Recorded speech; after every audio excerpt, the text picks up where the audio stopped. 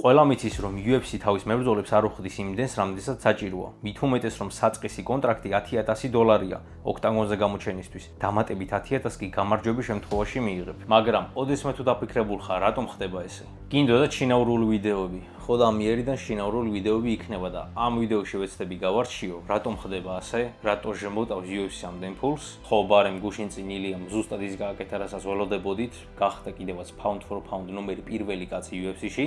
ხო და ესეთ მაგარ ივენთებს უკვე იცით, ვისთან ერთად უყურებთ, ჩვენი ძმა და მეგობარი ბრენდი არის კროკო. ახლა კი გავიგოთ, რატომ იქცევა UFC მექსიკური კარტელივით და აქრობს ამდენ ფულს. რატომ იხდის UFC ასე ცოტას? იქნებ იმიტომ, რომ ამდენი ფული არც აქვთ. მაგალითისთვის, მოდი მაინც გეტყვით, რომ UFC 306-ზე, რომელიც სფეროში ჩატარდა და სადაც მერაბმა სუპერმსობუქის ქამარი მოიგო, ყველაზე ცუდი ადგილის ფასი. იცით რამდენი იყო? $12,000. $12,000. ერთი პლასმასის სკამის ფასი $12,000 იყო. განა VIP კლასის ან რამე ნორმალური ადგილის. არა, ყველაზე ცუდი ადგილის ფასი $12,000 იყო. ანუ ერთი პლასმასის სკამი იმაზე მეტი ღირს, ვიდრე ის მებრძოლი, ვის სანახავადაც შეიძლება მიდიოდე, ვინ შეიძლება გათიშონ და წააგოს ამდენი ადამიანის წინაშე. ხო და რატო ხდება ესე? ამას ზოგადად ორნაირი პასუხი აქვს. გრძელი და მოკლე. მოკლე ძალიან მარტივია. UFC-ს უბრალოდ მეტის გადახდა არ უნდა. და თუ გრძელი პასუხი გაინტერესებს, მაშინ კარგად მოკალათდი და მომისმინე. 2000-იანებში MMA მხოლოდ UFC არ იყო.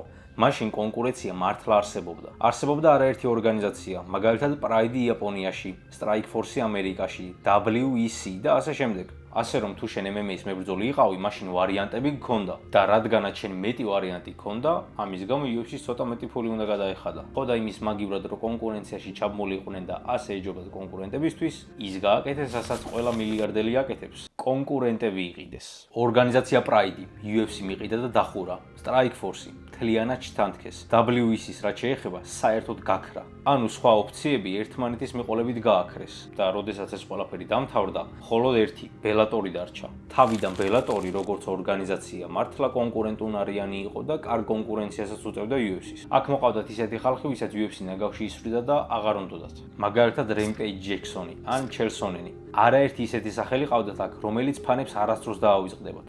მაინც ვინ? აი ეს კაცი. I got one dude on my mind.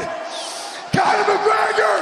ასევე პატრისიო პიტბული, მაიკლ ვენომ პეიჯი, დუგლას ლიმა, კლემენკო და ასე შემდეგ. ნუ ეხა ბელატორი ხარისხით მართლა არ იყო UFC, მაგრამ რომ თქვათ რომ ძალიან ჩამორჩებოდა, ეგ უსამართლობა იქნება. თავიდან მთლიან აი ამ სისტემას კარგად აქცევდა წნეხში. იქამდე სანამ ვეღარ აქცევდა. დროთა განმავლობაში ბელატორმა ჩაისვარა. ცუდი ბიზნესი, ცუდი матчმეიკინგი, ცუდი მართვა. და იმ დროს, როდესაც ბელატორი თავით ეშვებოდა ჭაობში, UFC პირიქით ზრდას განაგრძობდა. 2010-იანი წლები. ეს იყო მაკგრეგორის ერა. მასიური ჩხუბები, უდიდესი pay-per-view ღონისძიებები. დაახლოებით 2015-16 წლისთვის UFC უბრალოდ დიდი ორგანიზაცია კი აღარ იყო. ეს იყო ერთადერთი ნორმალური ადგილი, სადაც მებრძოლს მოხვედრა უნდოდა. სხვა ყველა დანარჩენი მათ ფონზე უბრალოდ რაღაც ქუჩის ორგანიზაციები იყო. ხო, მას შემდეგ რაც კონკურენცია გაქრა, ყველაფერი შეიცვალა. UFC-ს აღარ უწევდა ტვინის ჭყლეტვა იმაზე, რომ ვიღაც ტალანტები ეპოვნათ და კონკურენტებისთვის ხელიდან გამოეგლიჯათ. მათ ყველა ტალანტი უკვე თვითონ ყავდათ. მებრძოლი რომ ყოფილიყავი, სულ ორი ვარიანტი გექნებოდა. მოგეწერა ხელი UFC-ს კონტრაქტისთვის, ან გესწავლა როგორ კეთდება ორმაგი ჩილი ჩიზბურგერი და მუშაობა დაგეწყო. რაღაც მომენტში ბელატორმა ისევ სცადა რომ კონკურენციაში დაბრუნებულიყო და თავისი ძველი დონე დაებრუნებინა, მაგრამ ეს ვერ მოახერხა. ახლა კი ბელატორიც გაქრა და იგი PFL-მა შეიძინა. UFC გახდა ორგანიზაცია, რომელიც პირდაპირ ასოცირდებოდა ფულთან, დიდებასთან, მემკვიდრეობასთან და ყველაფერთან. ასე რომ, როდესაც ასეთ მდგომარეობაში ხარ, ბაზარზე ფასსაც შენ აკონტროლებ. კი, მართალია, როდესაც დიდი სახელის პატრონი ხარ, საკმარისადაც გიხდიან. თუ ადესანია, ჯონ ჯონსი, შონ ომალი ან პედი პიმბლეტი ხარ, გილოცავ, სუყე ჩეკებს გამოგიწერენ. მაგრამ აი დანარჩენებს, უმრავლესობა მათგანს უწევთ უბრალოდ ყოველთვის დაკმაყოფილდნენ იმ სასტარტო პაკეტით, რომელსაც ორგანიზაცია უხდის, ანუ 10 + 10,000. ეს 2010-იანებშიც ასე იყო. ახლაც ბონუსი ჩვეულებრივად $50,000 არის, როგორც ეს უწინ ბროკ ლესნერის და სხვა მტვერმოდებული ტიპების დროს იყო. არა და იმის მერე ძალიან ბევრი რამ შეიცვალა. ორგანიზაცია უბრალოდ აფეთქდა.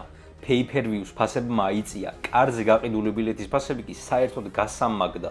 ანუ ეს რას ნიშნავს? ისინი დაახლოებით 10 ჯერ მეტას გამოიმუშავებენ, ვიდრე ამას 15 წლის წინ ახერხებდნენ. მაგრამ ჩვეულებრივი მებრძოლები, რომლებსაც ჯერ დიდი სახელი არ აქვთ, ისევ 10+1 სისტემაზე არიან. მოიცა. UFC ხომ უბრალოდ ბიზნესია, ძმაო? კი, ნაღდად ეგრეა, მაგრამ აი ეს სასტარტო კონტრაქტი, ანუ 10+1, უბრალოდ მათხოვრობაა და მეტი არაფერი.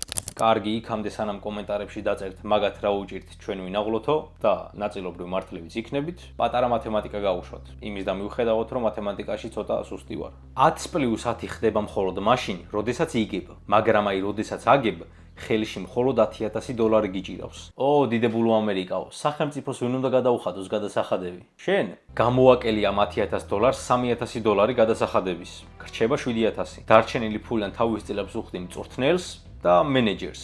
ანუ საბოლოოდ გრჩება $4,000. ყველაზე მაგარდაიაფ შემთხვევაში 5,000 $. თვეების ვარჯიში, საშინელი რუტინა, საზიზღარი წონის კლების პროცესი, თავის დაზიანება. შეიძლება დასაწყისში ამ ორგანიზაციაში ბრძოლის წაგებას მართლა ჯობდეს სხვაგან მუშაობა. კაი, ყველაფერი მხოლოდ საბოლოოდ ფულში არ არის. არ უნდა დაგავიწყდეს ვინ არის აქ მთავარი.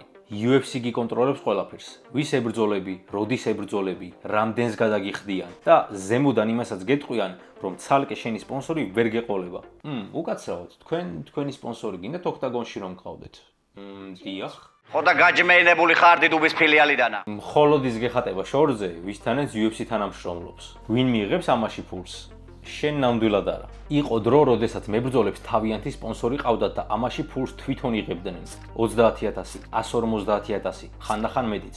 ახლა ჩვეულებრივი ბონუსები გერეცხება იმის და მიხედვით, რამდენი ბრძოლა გაქვს ჩატარებული ორგანიზაციაში. კარგი, დავიკიდოთ სპონსორებიდან შემოსული ფული. UFC pay-per-view-დან შემოსულ თანხასაც მთლიანად თვითონ აკონტროლებს. წარმოიდგინე, ხარ მებრძოლი, რომელიც ჩემპიონი გახდა. ვთქვათ, თითო pay-per-view-დან $2 მოდის შენთან და შენს მიერ ჩატარებული ბრძოლა 1 მილიონ pay-per-view-ს ყიდის. ყველანაირი ლოგიკით ეს თანხა $2 მილიონ უდრის. ხომ ესეა? მაგრამ არა, ეს ლოგიკა აქ არ მუშაობს. თუ 0-დან $9 მილიონ pay-per-view გაიყიდა, ამ შემთხვევაში შენ თითო გაყიდული pay-per-view-დან $1 მიიღებ. 500,000-დან 750,000-მდე თუ არის ეს რაოდენობა, მაშინ თითოდან $9 გეკუთვნის. აი, მხოლოდ 750,000-დან მაღლა არის გაყიდულიდან $2. ასე რომ, მარტო შენს გამო რომ გაიცოს დარბაზი და ყველა შენს სახელს ყვიროდეს, ბრძოლის მერე მაინც მოგიწევს შენს ბუღალტერთან დარეკვა და რაღაც პროცენტების დათვლა. არ შეგიძლია წუწუნი, რადგან თუ აწუწუნდები, შეიძლება საერთოდ ბრძოლაც ვერ მიიღო. საბოლოო ჯამში, ზაღლის თავი არც მებრძოლების ხელფასში მარხია,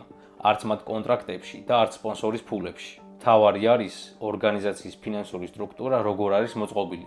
UFC უკვე აღარ არის მხოლოდ MMA-ის ორგანიზაცია, იგი მსოფლიო MMA-ის ცენტრი გახდა. ასე რომ, თუ გინდა მსოფლიოში საუკეთესო დაგიძახონ, აუცილებლად აქ მოგიწევს ბრძოლა და აქაური ქამრის მოგება. ზედმეტი მიკი მოკიბის გარეშე, UFC თვითონ წყვეტს, ვის მოიყვანენ, ვის გააგდებენ და ვის რამდენს გადაუხდიან. ვერ მიხვალ მესოურის მაგიდასთან უფასო აგენტივი და მოლაპარაკებებს ვერ დაიწყებ. უბრალოდ უნდა მიიღო ის მოცემულობა, რასაც დაგახვედრებენ. არ მოიქცევი ეგრე? ხო და ვერც იჩხუბებ. აი ეს ხდება, როდესაც მხოლოდ ერთი კომპანია განაგებს მთლიან ბაზარს და ერთი ორგანიზაცია ხედება მთლიანად მარკეტი. სამართლიანობისთვის მიუხედავად იმისა, რა საშუალებები გამოიყენეს, მაინც უნდა ითქვას ისიც, რომ ამ ხალხმა ბევრი იმუშავა იქამდე, რომ ამ პოზიციაში ყოფილიყვნენ და რაღაც მხრივ დაიმსახურეს კიდეც. ეგრეა, ეს დომინაცია არავის არ უჩუქებია ამ ხალხისთვის ადგენენ და თვითონ მოიპოვეს, იმიტომ რომ სხვებმა ვერ გაკაჩეს. ალბათ საბრძოლო ბიზნესი ასე მუშაობს. If you don't like it, there's a simple solution to this problem.